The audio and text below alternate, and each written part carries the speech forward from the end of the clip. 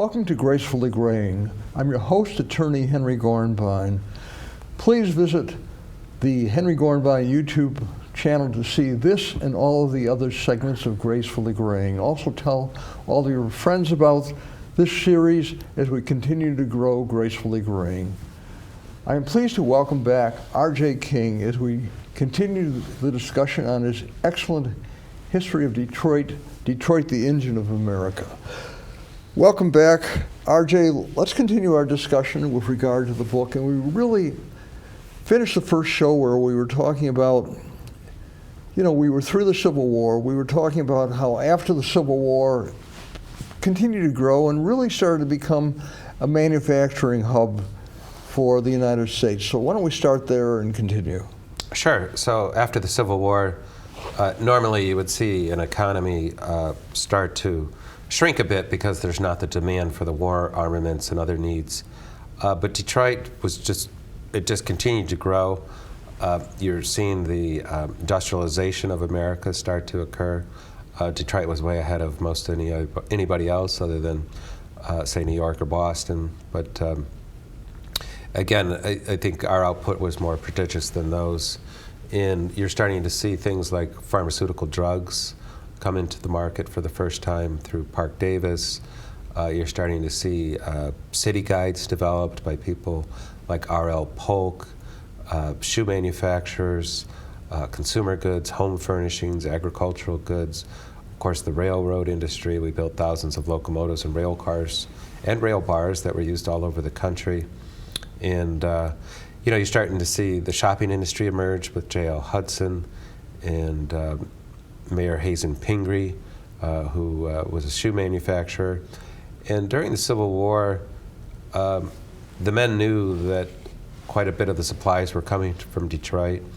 And again, Detroit had this celebrated frontier town attraction to it.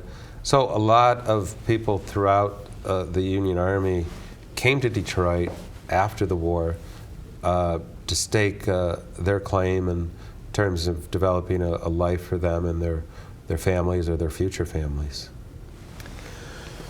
So then we get to the late 1800s, and really the latter portion of your book. Why don't you tell our viewers about some of the most significant things that occurred as we end the book, and then talk about really moving forward and a little bit about your wonderful career. Okay, sure, thank you. Well, as I mentioned, into the 1880s, 1890s, we're really starting to develop all different types of industries here. Bicycles, which doesn't seem like a big deal, but they were amazing back then because you could move so quickly on two wheels as opposed to... Well, the Wright brothers started with the bicycle shop. Yeah, as did the Dodge brothers. They came here. And you had all kinds of wagon builders, but also coach builders, these beautiful coaches that would be pulled by 2 or 4 horses. You're starting to see the medical industry really develop. The women that had worked during the Civil War, their first profession, both here and around the country, was the nursing industry. And you started to see the development of the 9-to-5 work hour. And you're starting to see associations for the benefit of the common good, like the YMCA, emerge. You're starting to see chambers of commerce emerge. The Detroit Regional Chamber is one of the oldest. And, all of this manufacturing capability into the 1890s, you started to see, yes, the first automobile was brought forward in Germany, but the word was getting to the Detroiters, and Charles Brady King, who was a manufacturer, actually built the first quadricycle that he drove up and down in an early March evening of Woodward and Jefferson, trailed by a young engineer on a bicycle, Henry Ford. And when Henry Ford came out with his quadricycle a few months later, he borrowed some of the parts from Charles Brady King. And you're starting to see really everything formed to begin building automobiles. And what also benefited Detroit is that we had a skilled labor force, which a lot of other communities didn't have. And so that started drawing companies like Packard, Oldsmobile from Lansing and Buick from Flint, and then Detroit became the automotive capital of the world around 1900, and then the more famous names merged, like the Henry Fords and the Lewis Chevrolets and David Dunbar Buick and Detroit, and then of course Flint was a manufacturing hub as well for automobiles. You have Fisher Brothers and Body by Fisher and Coach, yes. The 7 Fisher brothers, yes. So we're up to 1900 basically, and you also talked a lot about architecture, and what was interesting, Albert Kahn really was one of the notable architects in Detroit, and we have many monuments that he's created. I mean, we have the Fisher Building, General Motors, he built some of the major factories, and I also know that he lived at one point on Walnut Lake and had an estate there, so right in this region. But tell us a little more about some of the final thoughts on the book, then I want to go into some other areas with you. Well, great. Yeah, the book, like the title, it's easy to find online, DetroitEngineOfAmerica.com. And what the book explains is that in the very beginning days, industry had to hug the river because that was the only way to move output and freight from the outskirts of downtown to begin trading and begin building out the city and then building out other cities. But slowly but surely, those manufacturing plants, because of the road development, were able to be built on the outskirts of where everybody was living. And that was out in the forest, and they would clear the forest and meadows and build these factories, all one stories, so you needed a lot of land. And then they would quickly be surrounded by neighborhoods because people had to walk to work. There wasn't an automobile yet. And that just kept going and going and going. And my book ends at 1900, but it does, in the epilogue, it refers to the city's annexation of just anything it could find in its way. The city became 139 square miles in 1925 because of such demand for these manufacturing centers, needing so much land, and then immediately being surrounded by neighborhoods. And that just kept going and going and going, and then we get into World War II, and there's a huge call out for, planes and trucks and jeeps and tanks and the armaments themselves. We became the arsenal of democracy. Correct. And that basically doubled our manufacturing capacity because obviously we wanted to win that war, and thankfully we did win that war. If you look at where the major tank plant was built at 12 Mile and Van Dyke, that was the next open land for a factory. And that's why it's way out there. And after the war, the demand for armaments and everything that I mentioned basically was cut in half again. And so now we're left with all these empty factories. And after the nation's economy turned for the better in 1950, 1951, Mom and Dad are looking at the kids and they're like, honey, we don't want the kids playing in these empty factories. I see that they're offering up these new homes out on the outside of Detroit. And that's really when the migration to the suburbs started to occur. And the 67 riots just accelerated everything. And today we're left with a region that has 4 million people basically living in the suburbs and about 700,000 people living in the city of Detroit. And at one point, I think we were the 4th largest city in the country, and we were at about 2 million. About 1930, yeah. So my question is, where do we go wrong? And, I have a couple theories, and let me throw them out at you. Number one, when I was a kid growing up in the 50s, we had streetcars running from literally downtown Detroit to at least the fairgrounds and even further, and we sold them to Mexico City. So we had some transit, but my theory is the auto company really never allowed us to have a really good mass transit system. The other thing is, we were the first city to have a freeway. The Davison Freeway was built in the 30s, and it's the first freeway or expressway. And we kept building out with the suburbs. Then we were the first with the regional malls, with Northland being the first. And I didn't know this, but we were also the first to allow regional banking. Most other cities you had to bank downtown, which would keep people downtown. And you also there was a racial factor as well. I mean, it is what it is, and people, as more and more African Americans were coming to Detroit, a lot of people were leaving. And so, to me, these are a lot of the reasons, but let me hear your theories. Well, it's gets down in some sense to just pure supply and demand. And, people of different cultures like to be living within their own communities, and supply and demand meant that anybody that had the means to move out to the suburbs and wanted to did so, and those that were poor were left behind. And then you had the banking industry and the mortgage industry and the realtors all working together to incite fear into people that, hey, there's somebody of African-American descent that just moved down to the street. If you're concerned, we have a brand new home for you out in the suburbs. They didn't give that same attention to blacks.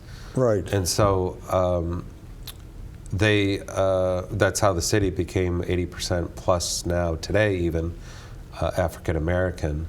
And I would think that I know after the World War II we had a Marshall Plan to rebuild Western Europe. I think Detroit should have been given more attention to deal with those empty factories and have them leveled and create neighborhoods. And I think it would have been a much, much different story. But nobody really wanted to deal with the empty factories. There was no money. They were abandoned. You had the decentralization of not only the auto industry occurring, but many other industries, as you alluded to. And so the demand changed, the economy changed, and our forefathers at that time just didn't show enough fortitude, I think, to demand that those factories come down. They were no longer needed, and to build parks, build new housing.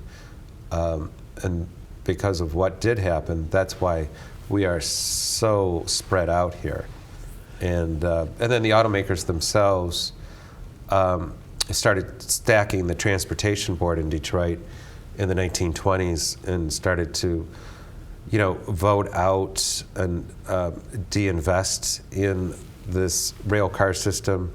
There was a plan to have subways here, but we ran into the stock market crash of 1929, so that went away. And General Motors actually did get sued in Los Angeles for doing the same thing, trying to vote out streetcars and mass transit.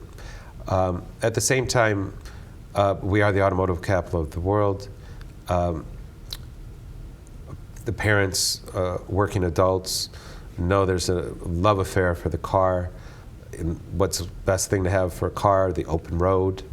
And so you really needed strong leadership in those days to deal with some of these social economic issues, and there just wasn't the focus there. So I think all of those factors came into play. And you're right, in 1955 our streetcar system was sold to Mexico City and everything was ripped up. How do you see us going forward? I mean, we've gone through a bankruptcy. What's interesting, we have pockets that are really regenerating. You've got downtown that's really showing a lot of growth. You've got Midtown that's regenerating. You've got Ford Hospital doing a lot, and then you've got the medical center. And you have certain areas like Palmer Woods, Indian Village, Sherwood Forest, that are still thriving, but then you have these huge pockets, partly because we're so spread out. I think, as I mentioned earlier between the shows, you could fit all 5 boroughs of New York and I think part of New Jersey into the metropolitan, the Detroit city limits. Right. Well, it was again that need for manufacturing created that need for so much land. And where we're going today and into the future, there's because the economy is doing so well, the unemployment rate is so low, there's a need for not only a solid immigration plan, but also you're seeing the major corporations really starting to invest into school districts, especially Detroit. You're seeing Dr. Vitti, who's the head of the Detroit Public Schools Community District, really take control of the academic side of the educational operations. They're somewhat handicapped on dealing with all the facilities because we had a student population of 400,000 that today is down to 53,000. You have a declining birth rate, so there's all that to deal with, and then you have an inequitable school distribution taxing issue here, where the taxable value in, say, Bloomfield Hills is very high, and so more portion of those taxes go to the local school district. Detroit and other urban districts like Saginaw, Bay City, Flint, they don't have that kind of tax base. And so that's why there has to be something done on a statewide basis to really fund all the school districts, because what's interesting, one of the major one reason that Amazon didn't consider us among the finalists was because of our lack of education and the fact that we don't have the technological experience or the educational level that they were seeking. I want to digress. I want to talk about you. You wrote a book. You probably have another book in you. And tell us about your background and how you got into publishing and how, I called you a Renaissance man.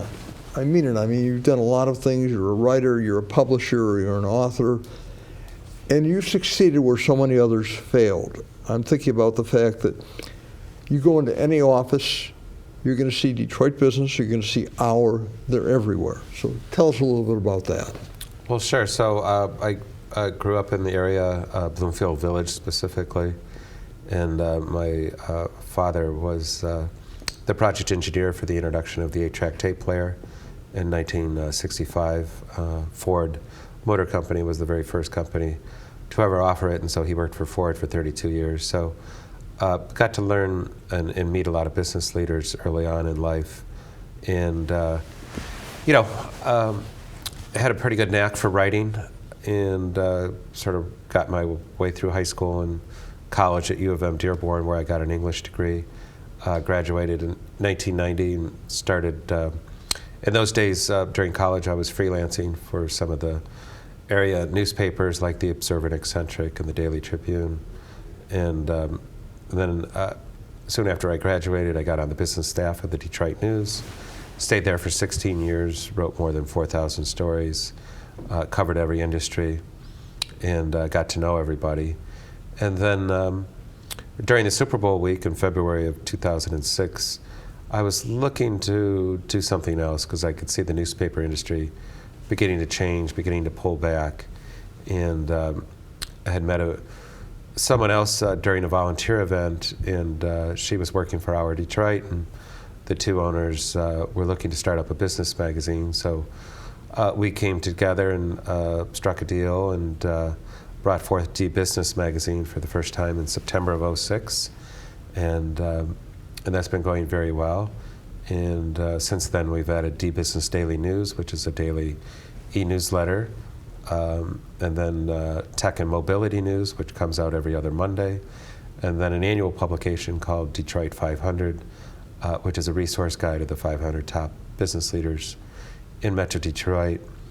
And then over the last 5 years, Our Media, which is our parent company, has been expanding throughout the country through acquisitions of magazine groups in Los Angeles, Sacramento, Atlanta, Cincinnati, Florida, the Gulf Coast, Minneapolis, St. Paul, New York, Grand Rapids, and now have around 350 employees, produce 160 magazines roughly, several dozen websites, and So you're about 300 growing titles. where so much print is retracting. I mean, I get the free press and I read it online, but 3 days a week, Fridays, Thursdays, and Sundays, you get a copy that's print. I still like holding books. I like reading books and magazines,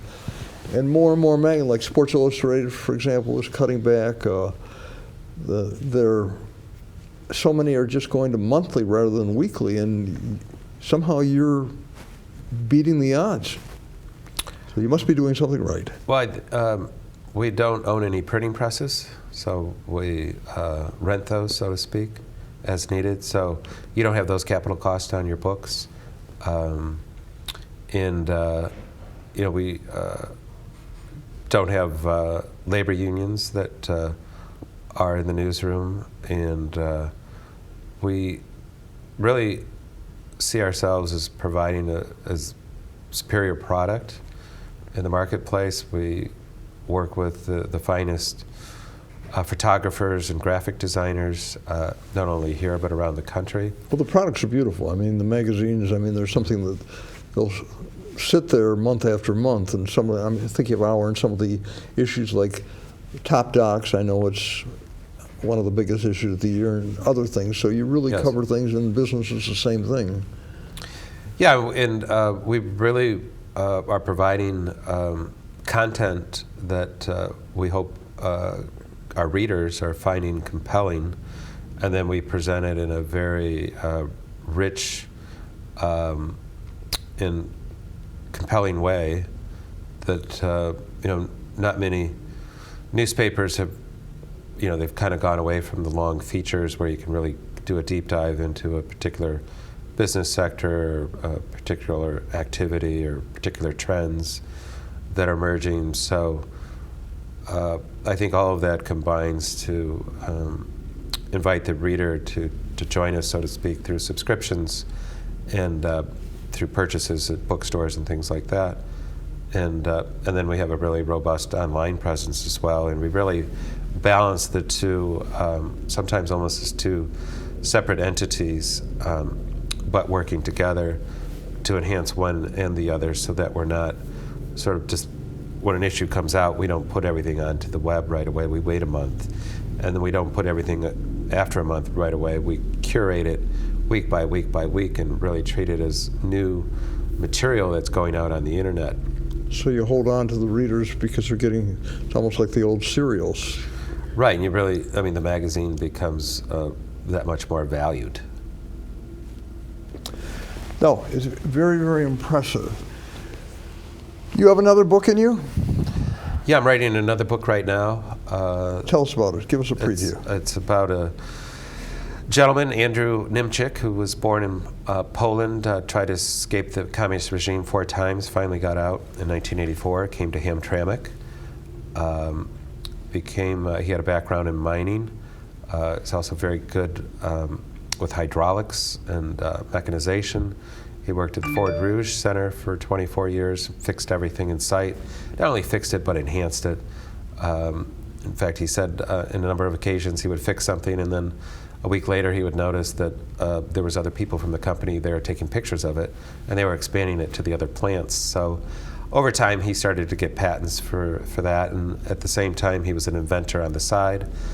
So he has this amazing tubing technology that goes into the ground. One set of tubes eliminates stormwater after large storms within 24 hours, so at airports and golf courses. And then another tubing system that enhances tree growth by bringing nutrients back up to the tree roots. And then you see fruit trees, nut trees, olive trees start to take off. That's going to have a huge implication on global hunger. And then the third tubing system is going to be announced this summer, and that's when we're planning to launch the book. So it's really just helping supply the nutrients for growth, and because it's like, I know in farming, you have to rotate crops because nutrients are pulled out of the soil and, everything's leached, so to speak. So this is kind of reversing the process? Yes, it works for trees and vines, but things like wheat or something like that, not so much, but he actually is working on something to kind of help that part of the agricultural sector as well. Besides writing a book, what are some of your other goals? I mean, the purpose of Gracefully Graying, I explore all these issues, and I'm learning more and more that for retirement, to a lot of people, it's something never. And I don't know, what are your thoughts? I mean, you're young, but still, do you have any thoughts about, as you move forward, and projects and things you want to accomplish? Well, I like being in the middle of everything, and I actually grew up in a large family with 3 sisters and a brother older and 3 sisters and a brother younger. That is a large family. Yeah, and Mom and Dad are still alive and doing great, and all of us kids got through college. So grew up in a very nice family, and now there's 24 nieces and nephews. And going forward, I continue to be editor of Deep Business and our related properties, as well as continue to write books. So the book on Andrew will be out next summer.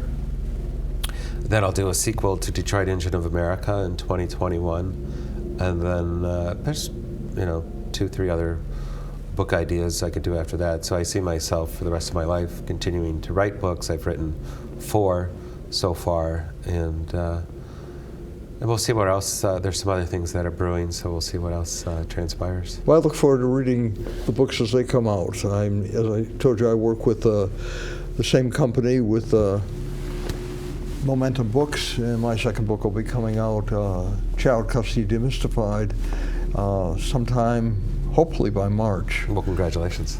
Thank you. Are there any final thoughts before we wrap up? We have about 30 seconds left. So if there's anything you want to share with our viewers, please do so.